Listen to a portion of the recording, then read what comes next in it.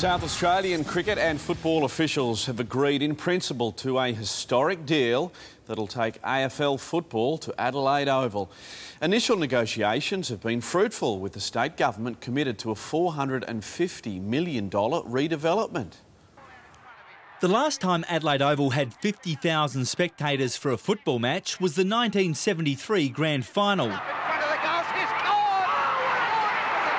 Now, if the proposed deal goes ahead, in just 4 years' time, it could be a weekly occurrence. It's not SACA owning the stadium or SANFL owning the stadium, it's a joint venture. After the SANFL purchased its own venue at West Lakes in the 70s, many thought hell would freeze over before the SACA and SANFL entered this type of negotiation.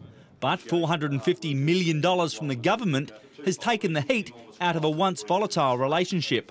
There's no animosity of the current administrators. There are still stakeholders, heritage groups, local governments and, most importantly, members who will need to be placated to make this vision a reality.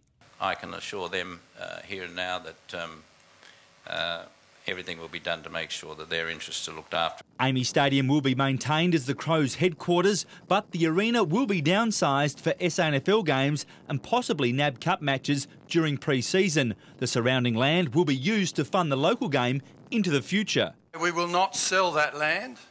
We will utilise it by way of a development opportunity so that football, that is grassroots, SANFL footy, has a revenue stream for its sustainability going forward. AFL Chief Executive Andrew Demetriou has played a pivotal role bringing all parties together, so much so he was nicknamed the friendly broker.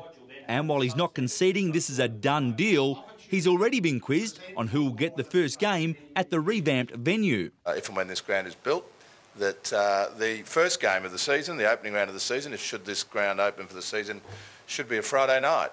The idea of a showdown would be quite a good idea, I guess. The government has given the newly formed Stadium Management Authority until July 1 to have all parties agree to terms. The SMA will be chaired by Ian McLaughlin. Lee Wicker will act as CEO. Corey Wingard for Sports Tonight.